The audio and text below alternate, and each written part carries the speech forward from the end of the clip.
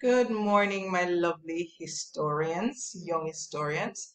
9CL, welcome back. It's Mrs. Campbell. And what I'm going to be doing now is going through an explanation of the lesson that was posted last week, the Cuban Revolution Part 1. Here it goes. You were given a video to watch, so you will find this video in the WhatsApp group or on the website as soon as I post the website address or the link to the video. All right, so you will watch that video and then you will answer the focus questions that follow.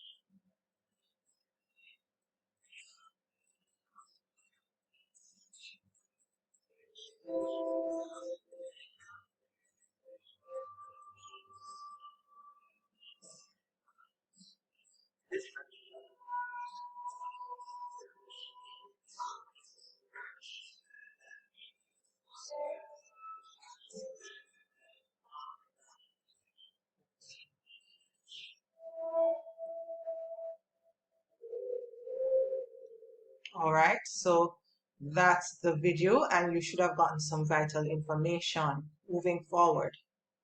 Now, here's a map of the Caribbean. And from this map, you should be able to identify Jamaica.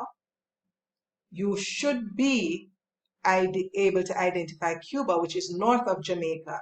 And just look at the strategic position of Cuba. Do you notice that Cuba is to the south of Florida, which is a part of the United States? Hence, you will realize the importance of Cuba to the US in terms of traveling and shipment, etc. So that is going to become important. So Cuba, nice land space that sets itself right across between the USA and the rest of the Caribbean region. So make sure you can identify Cuba on the map. And here Cuba is, USA, Jamaica. Now this is a map of Cuba. Here are some places of interest in the Cuban Revolution. Havana, this is the main city. This is where the presidential palace was. This is also where Batista was and where he was governing the country from. Santa Clara, one of the areas where there was some battle. Also of importance to you, especially for the quiz, is this area here, Pico Torino and Toquino, and Santiago de Cuba. We will look at these in further details. Now, here are some concepts that you need to learn, or some terms you need to learn to understand the idea of the Cuban Revolution.